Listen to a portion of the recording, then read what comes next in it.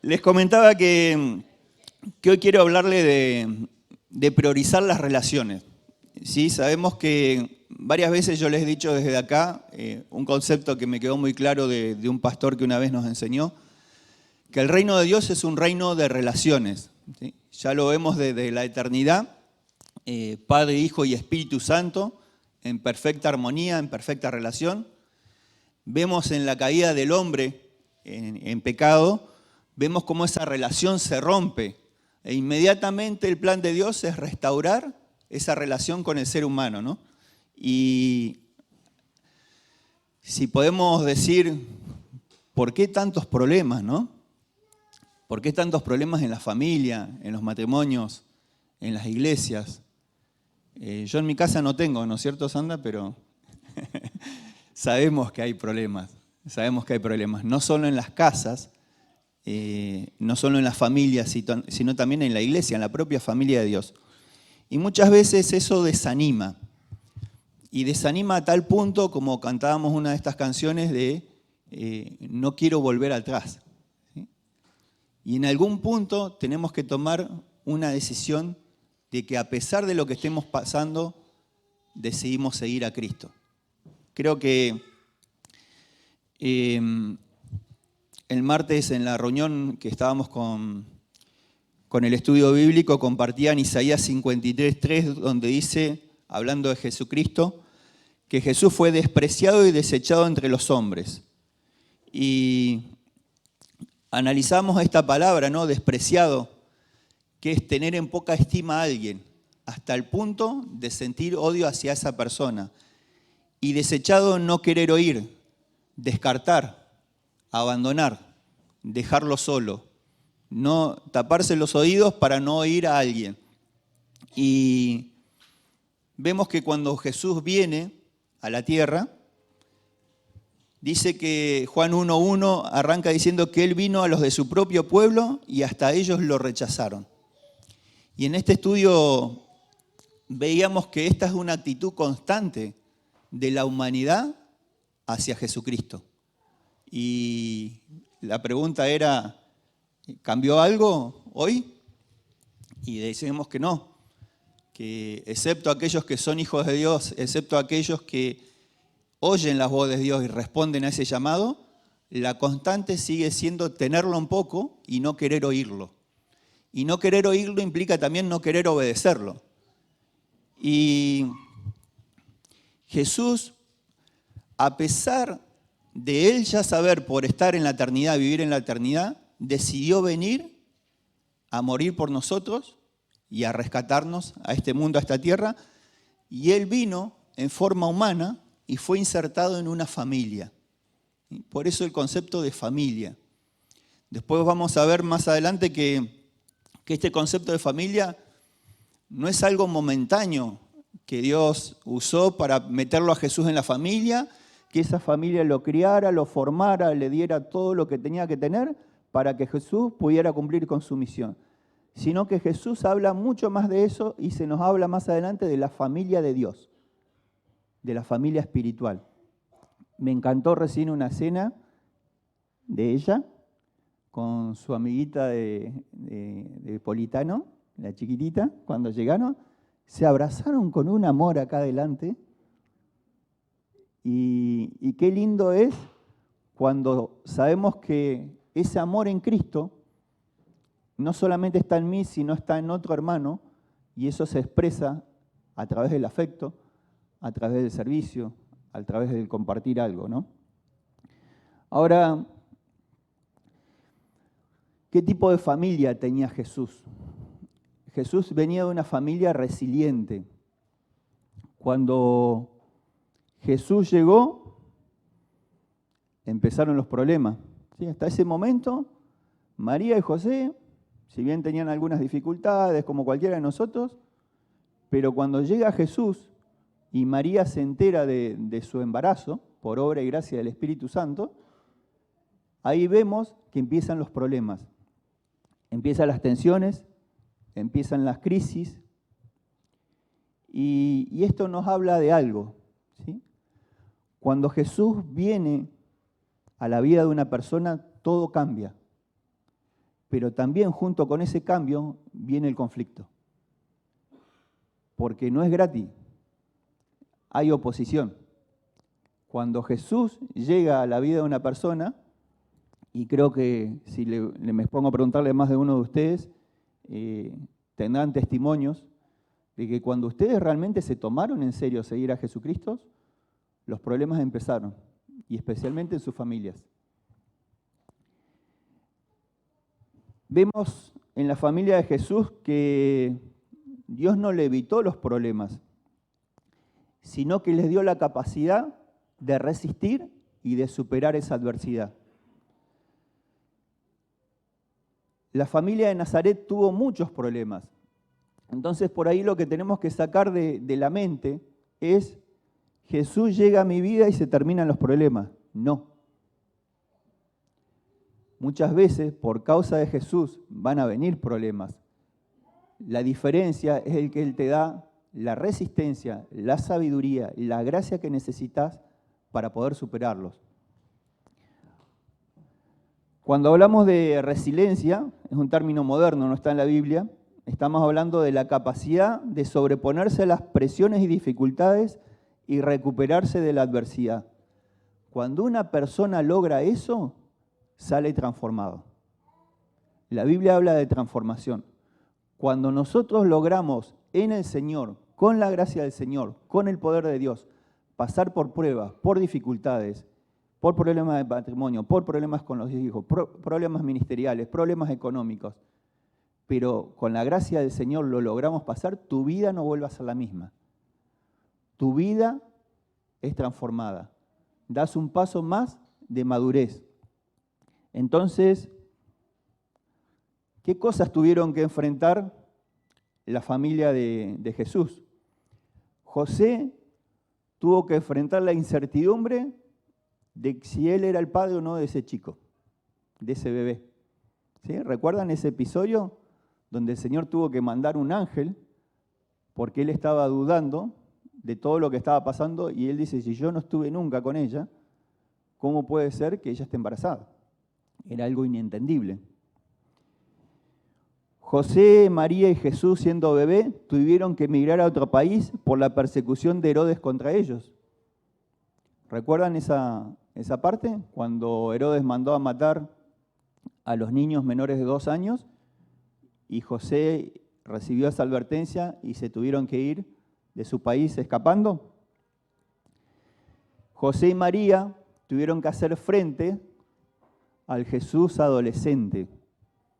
No se enojen los adolescentes, ¿no? Pero nos cuesta a los papás esa etapa. Fíjense en que Jesús desaparece por un par de días, los padres desesperados buscándolo, y Jesús estaba en el templo y estaba discutiendo las Escrituras con los maestros de la ley, y viene la madre y le dice: te estamos buscando hace un montón de días. Y él le dice: en la casa, en los negocios de mi padre es necesario que esté. Y ahí Jesús ya marca un límite. Ahí Jesús ya lo vemos marcando una prioridad. Jesús le está enseñando que más allá del vínculo terrenal que pueda tener con ellos, como padre y madre, hay un vínculo superior que es el vínculo celestial con su Padre. Y eso es algo que todo creyente debe tener en claro. Hay un vínculo mayor por sobre todos los vínculos, que es el vínculo con nuestro Padre Celestial. Más adelante, los evangelios no nos cuentan, pero nos muestran que ya María aparece sola con Jesús y aparecen los hermanos y hermanas de Jesús y José ya no aparece en escena. Se cree que José había fallecido. Así que también un golpe duro para la familia. Aquellos que han sufrido pérdida y aquellos que han perdido quizás el sostén del hogar, el esposo o aquel que sostenía la economía del hogar, y los vemos que la familia se tiene que adaptar a una nueva situación. Jesús seguramente había aprendido el oficio de carpintero de José también los hermanos trabajarían, pero todos juntos tuvieron que salir adelante económicamente como familia. Y creo que eso nos pasa a nosotros también. A veces nos pasa que la economía familiar se nos sacude y entre todos eso nos hace sentir amenazados como familia y entre todos salimos adelante juntos. María tuvo que soportar la ida de Jesús cuando Jesús empezó su ministerio a los 30 años, quien dejó su propia familia para emprender un proyecto nuevo denominado el Reino de Dios. Me imagino a María que estaría ilusionada con que su hijo se case, tuviera hijos, es una suposición mía, no sabemos si es así. Pero hay algo que la Biblia nos dice que María tuvo que soportar, es que Jesús era tildado de loco, y ya lo vamos a ver en la Biblia, por las cosas que hacía. Jesús tuvo que soportar también todo lo que hablaban mal de él, porque era muy mal visto en la época de él, de que un hijo varón se fuera de la casa de su madre y de sus hermanos, el hijo varón mayor, habiendo fallecido el papá, para irse a predicar la locura del Evangelio, la locura del reino de Dios, y tu mamá y tus hermanos, sos un descuidado, sos un mal hijo. Para la cultura eso era una vergüenza, para la cultura judía, que un hijo hiciera eso. Los pueblos de la época de Jesús estaban muy arraigados en lo que era lo colectivo, ¿sí? Lo familiar. Si ustedes ven esta escena cuando yo les cuento que Jesús que la mamá lo estaba buscando a los 12 años, van a ver que ellos viajaban en caravanas. Las familias viajaban en caravanas y así juntos iban a rendir culto y adoración ahí en Jerusalén. Entonces, en este contexto podemos ver el malestar que tenía la familia para con Jesús. La familia propia de Jesús sentía un malestar hacia él porque no entendía lo que él estaba haciendo. Creo que podemos ver que, lejos de pensar que Jesús, como siempre decimos, vivía en la familia Ingalls o en la familia ideal, había problemas. Y creo que no cambia mucho las familias de hoy, ¿no? Familias rotas, vulnerables, familias frágiles. Y en esta noche Jesús tiene algo para decirnos a nosotros como familias. Creo que Jesús, a través de la palabra que vamos a compartir hoy, quiere que veamos a un Dios cercano, que aprendamos a ver las crisis de familia como oportunidades de cambio, que aunque hayamos fracasado en algún momento como familia, hay una nueva oportunidad.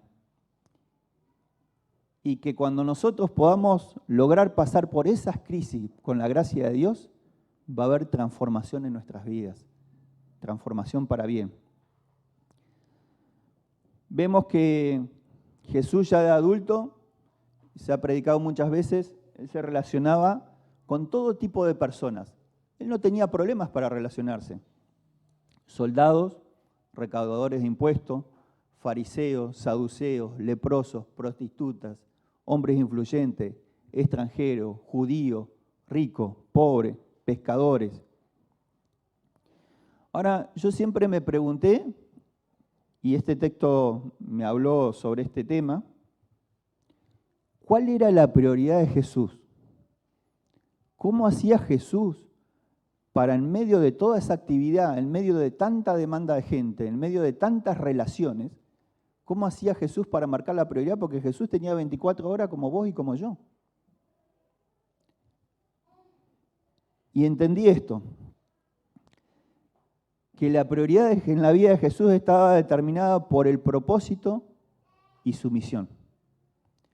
Jesús tenía un propósito y una misión que estaba alineada con la voluntad del Padre. Entonces, vemos que Jesús, la agenda de Jesús, se movía de acuerdo a la voluntad del Padre. Y yo digo, ¿cuántas veces mi agenda se mueve de acuerdo a la voluntad de otros, de lo que otros me demandan, ¿no?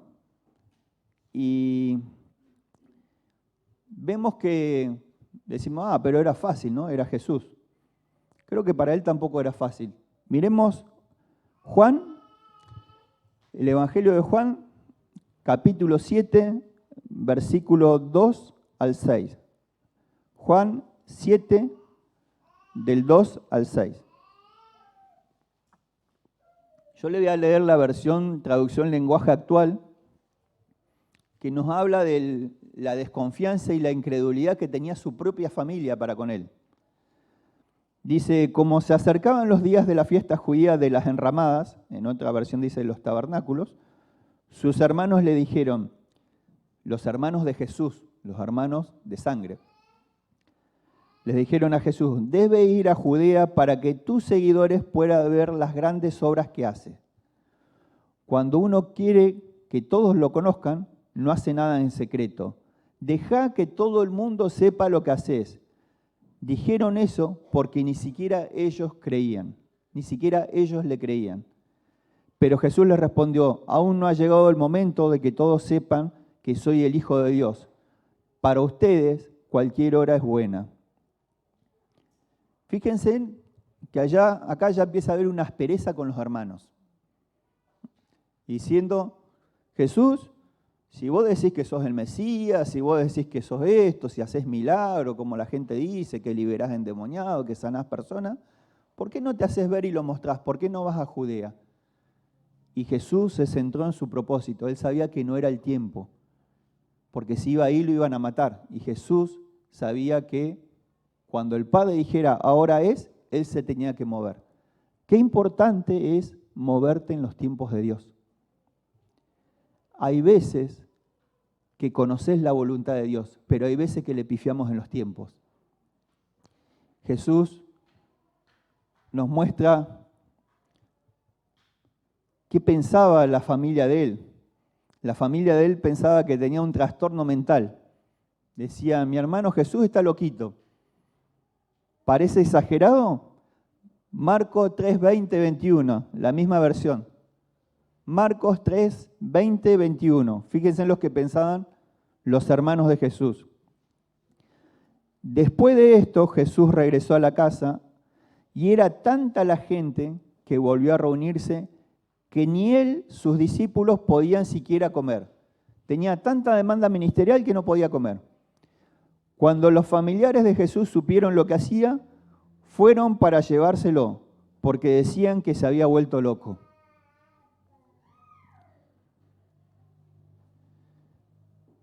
Entonces, en todo este contexto que vemos acá, vamos a ver el texto principal de hoy, que nos toca hoy, que es Mateo 12, del 46 al 50. Ese es el texto que les quería compartir hoy. Pensemos en esto, Jesús ministrando personas, los hermanos que no creían en Él, creían que estaba loco, que se había salido de sí porque ya ni siquiera comía por atender gente. Y en toda esa escena que Él está ministrando, aparece María con los hermanos y las hermanas a buscar a Jesús. Dice, Leo, ¿querés leerlo? Mateo 12 del 46 al 50. Mientras Jesús aún estaba hablando a la multitud, su madre y sus hermanos estaban afuera, deseando hablar con él. Y alguien le dijo, tu madre y tus hermanos están afuera y te quieren hablar. Pero Jesús respondió al que le informó, ¿quién es mi madre y quién son mis hermanos? Y extendiendo la mano hacia sus discípulos, dijo, miren, aquí están mi madre y mis hermanos, porque cualquiera que hace la voluntad de mi Padre, que está en los cielos, ese es mi hermano y mi hermana y mi madre. Bien. Jesús entabla una nueva categoría de relaciones.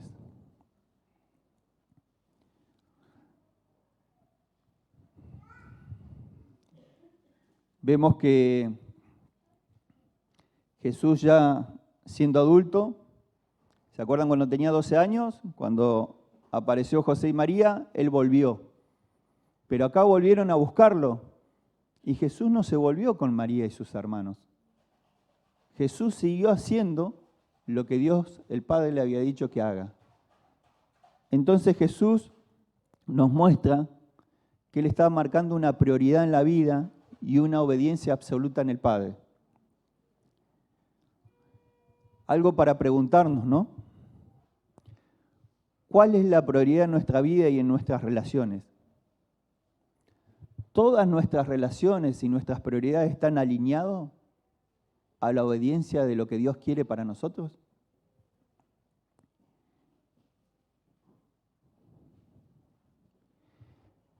Jesús no era solamente esto que vemos en este pasaje.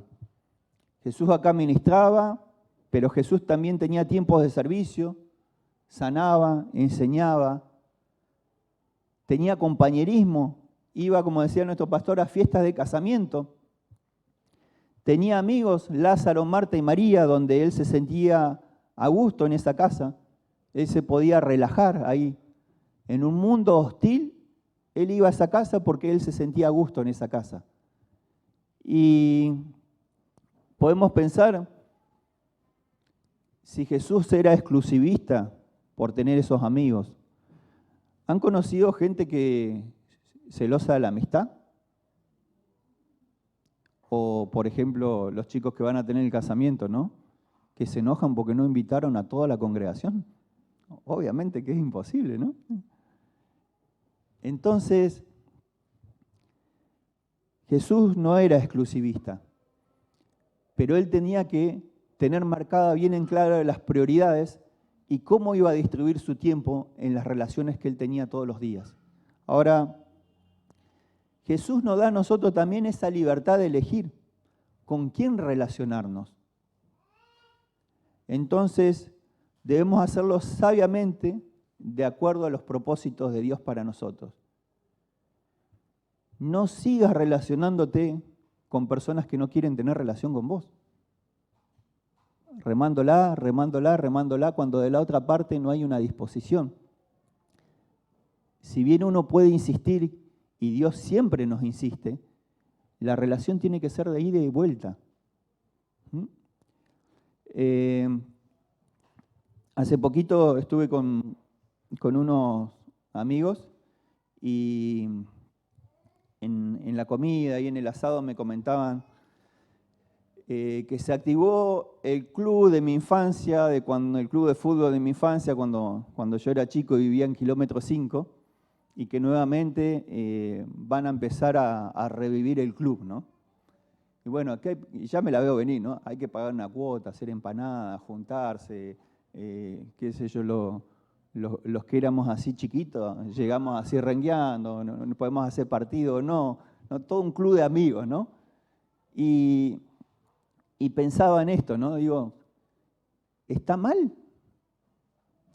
Y no está mal pertenecer a un club, no está mal participar de actividades. Pero en ese momento yo dije, para mí sí, porque eso va a demandar tiempo y relaciones con personas que yo le voy a quitar a otras, donde Dios claramente me ha marcado prioridades, ¿sí? Y dentro de esas prioridades está la familia de Dios. No quiere decir que no nos podemos relacionar con gente de afuera. Al contrario, tenemos que ganarlos para el Señor y estar presentes y esperarlo y mostrar nuestro testimonio, ¿no? Pero la Biblia siempre te va a enseñar que la prioridad es la familia de Dios. Ahora lo vamos a seguir viendo. A veces tenemos, imagínense si yo decía que sí. A veces tenemos relaciones por simple compromiso o para que no piensen mal de nosotros. Para que digan, se agrandó, no quiere venir. No. A veces insistimos con viejas relaciones que ya no encajan en nuestra etapa de la vida. Fue una etapa de mi vida. Hoy ya no encaja eso. Otras veces nos relacionamos dedicando nuestro tiempo y esfuerzo por demás con personas que en vez de acercarnos al propósito o a la misión de Dios, nos alejan. La familia de Dios debe ser una prioridad de nuestro tiempo compartido. Por eso estamos generando todos estos espacios, porque queremos que cada uno de ustedes pueda tener una forma de relacionarse, un tiempo compartido con alguien de la familia de Dios. Ahora, para que esto se dé y no nos volvamos solamente un club de amigos o un club social porque somos iglesia, somos más que eso, no debemos traicionar la confianza de nuestros hermanos. ¿Y cómo se hace eso? Siendo irrespetuoso, siendo metiches, siendo imprudentes, siendo indiferentes, siendo chismoso. Eso causa daño a la salud de la iglesia, porque daña la confianza que debería haber entre hermanos. Hace que las personas cierren su corazón al obrar de Dios, que Dios quiere hacer a través de los vínculos saludables dentro de su cuerpo.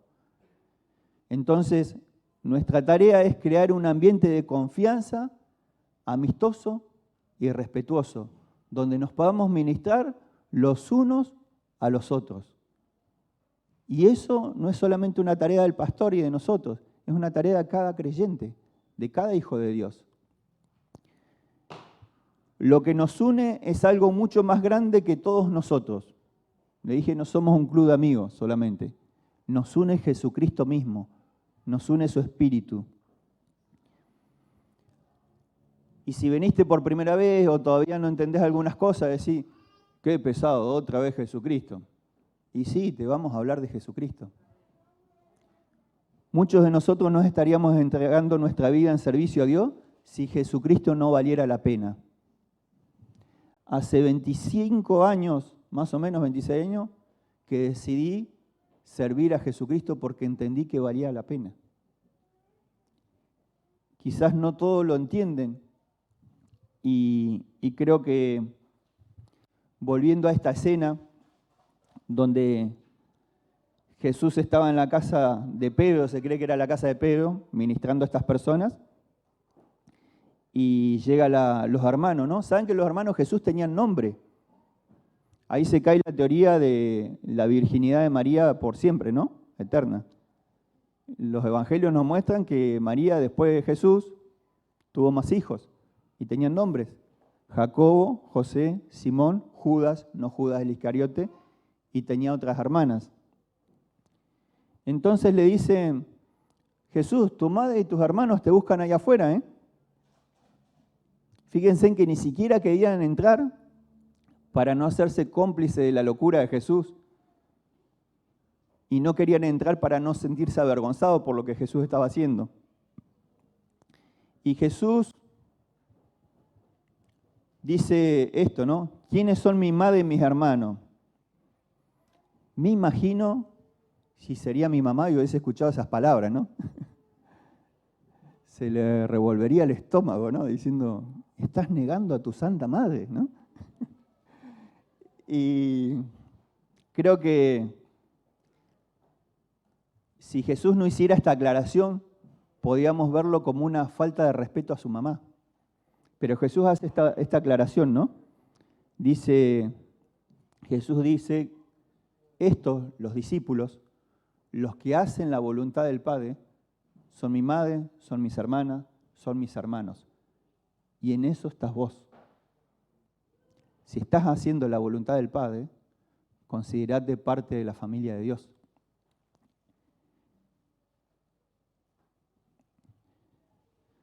Jesús con esto está dejando en claro este concepto. Lo que más profundamente vincula a los seres humanos no es solo el origen de sangre, sino la participación en un mismo proyecto. La participación en el reino de Dios no se funda tanto en la sangre o en la carne, representada ahí por la madre, sino en el proyecto de fraternidad que constituye a la gente por igual, en hermanos y en hermanas. Yo tengo hermanas de sangre, por parte de mi papá, que hace 50 años vienen a mi casa, a la casa de mi mamá y mi papá, a tener la misma discusión. 50 años, bodas de oro de discusiones, ¿no? Y siempre es lo mismo, ¿no? Reclamo de lo que deberían haber hecho los padres y de lo que no hicieron, y reclamo de 50 años, ¿no? Me acuerdo que cuando todo empezó yo tenía 6 años. Y por ahí me quieren meter al barro, ¿no? Me quieren hacer de árbitro, meter ahí en esa discusión, ¿no?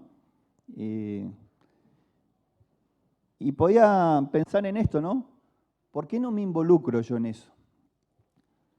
Porque no podemos quedarnos pegados a viejas historias que nos impiden seguir a Jesucristo y realizar su misión junto con aquellos que le obedecen. Yo en vez de estar discutiendo y entrar en una discusión sin sentido o en tomar parte, ¿sí?, estoy teniendo comunión con cada uno de ustedes. Me siento acá y aprendo de Seba y de Cristian Pucciarelli. Escucho a mi pastor, visito amigos, invito a mi casa, organizamos reuniones de varones. Todo lo que podemos hacer que está dentro de la voluntad del Señor. Entonces, ¿quiere decir que soy un mal hermano, no los quiero? No. Es un tema de prioridad. Entonces, hay veces que vinimos con historias o con relaciones que te esclavizan y te tenés que despegar de eso. No todos venimos de ese tipo de familia, ¿no? Hay familias que han sido muy amorosas, muy cuidadosas. Fíjense en la familia de Jesús, muy amorosa, muy cuidadosa, pero en un momento Jesús tuvo que marcar un límite. Dijo, pará, yo soy adulto, esto es lo que Dios me mandó a hacer y voy por ese lado. Cuidado con aquellos que nos demandan atención constante y nos exigen que seamos su prioridad. Los que nos quieren obligar a ser parte de sus propios proyectos personalistas con la excusa del, si sos cristiano deberías estar o haciendo tal cosa. Los que nos imponen demandas que Dios no nos pide o en los tiempos de ellos. Los que nos quieren obligar a actuar de determinada forma en beneficio personal y no en beneficio del reino de Dios. Es la familia, es el cuerpo de Cristo, es la familia de Dios, el lugar que Dios te puso para que te nutras, para que crezcas. Lo que te quiero decir con esto es que cuando las dos lealtades entran en conflicto, como la canción dijo, he decidido seguir a Cristo. Hay veces que una relación te va a exigir más lealtad que el propio Jesucristo. Y ahí es donde no tenés que dudar. Ahí es donde vos tenés que tener en claro que Él es el Señor y merece toda nuestra lealtad. Jesús es pro familia. Nosotros somos pro familia. Pero no puede haber un verdadero cambio si amamos más las tradiciones, los mandatos familiares que al propio Señor de la familia. Mis primeros años de creyente vivíamos con mis padres, ¿sí? Vivíamos Sandra, ya la tenemos a Cristal y Agostina era bebé, ¿sí? Y vivíamos con mis padres porque todavía no teníamos casa, ¿no? Así que imagínense, en Disneylandia de armonía era eso, ¿no? Mi esposa ama a su suegra. Y yo era bastante inmaduro, bastante mecha corta, así que era complicada la relación. Habían cosas que no estaban sanadas con mis padres. Y conocí al Señor, ¿no? Empecé a ir. Y me acuerdo, yo en mi cabeza, ¿no? Veía milagros, veía que gente se sanaba, veía endemoniados que eran liberados, veía multitudes que se convertían. Entonces yo digo, wow, todo esto del Evangelio. Llegaba a mi casa y ¡pum! Parecía que era otra realidad, ¿no? Y me acuerdo que en un momento mi mamá y mi papá se empezaron a preocupar, ¿no? Por el loquito de su hijo, así como Jesús, ¿no? Este está loco, vive metido en la iglesia, parece que se lo tomó en serio, yo pensé que se iba a cansar enseguida. Y empezaron a oponerse. Fíjense en que la palabra nos dice que Jesús es causa de división también. Y en un momento llegó tan picante la discusión que dijeron, bueno, si vos vas a seguir con eso, que todo Jesús, toda iglesia, andate de acá. Bueno, me voy. Estaba lloviendo, tenía 2 hijas y no tenía dónde ir, ¿no? Y a lo que voy es que después con el tiempo nos recibió mi suegro, tuvimos 6 meses y después tuvimos nuestra casa, donde todavía estamos hace 26 años. Y ahora mi mamá y mi papá viven con nosotros. Y a lo que voy es que va a llegar un momento de tu vida donde vas a tener que decidirte por Jesús. Y te la vas a tener que jugar. O sea que tu mayor lealtad tiene que ser Él. No digo en qué momento, pero va a llegar un momento que vas a tener que decidir eso. Lucas 12:51 dice, ¿pensás que he venido para dar paz en la tierra? Le digo, no, sino disensión. Jesús diciendo, ¿no? Pero de aquí en adelante 5 en una familia estarán divididos, 3 contra 2 y 2 contra 3. Estará dividido el padre contra el hijo y el hijo contra el padre, la madre contra la hija y la hija contra la madre, la suegra contra la nuera y la nuera contra su suegra. Amén, dijeron las nueras, ¿no?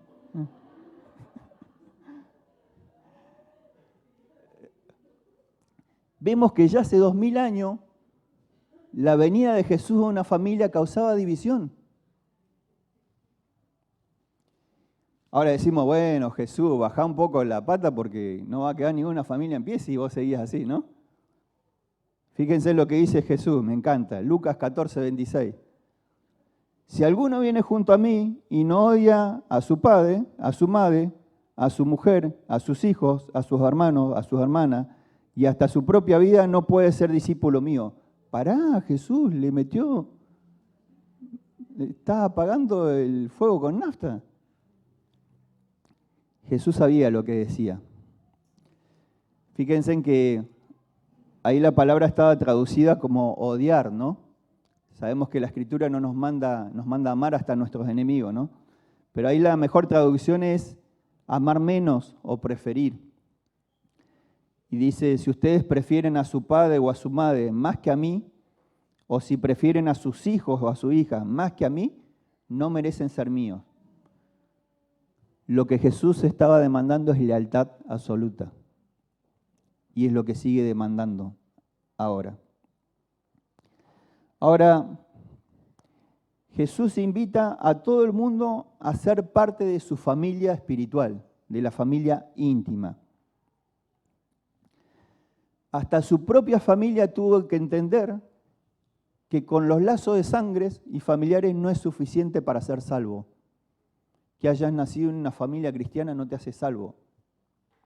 Necesitaban una relación espiritual. Y Jesús sienta este principio. Nadie que cree es excluido de la familia de Dios. No importa de qué familia vengas. Si creíste en Jesucristo, no sos excluido de la familia de Dios. No te sientas menos hermano y menos cristiano por tu pasado o por tu contexto. Y por otra parte, dice, nadie que no cree será incluido. Si no crees en Jesucristo, no pretendas pertenecer a su familia espiritual. Entonces, esto es lo que muchas veces pasa en las iglesias, ¿sí? Hay gente que cree y hay gente que no cree. Hay gente que decidió seguir a Cristo y hay otros que no. Entonces, la familia espiritual se compone de aquellos que creen y que son incluidos en su familia espiritual. Todo cristiano debe tener esta característica de lealtad. ¿Qué determina tu lealtad? La prioridad en tus relaciones determina a quién le estás dando tu lealtad. ¿Cuál es tu círculo de relaciones cercanas y de confianza donde te podés mostrar tal como sos? ¿Es un círculo saludable? ¿O directamente no lo tenés y estás solo porque no confías en nadie?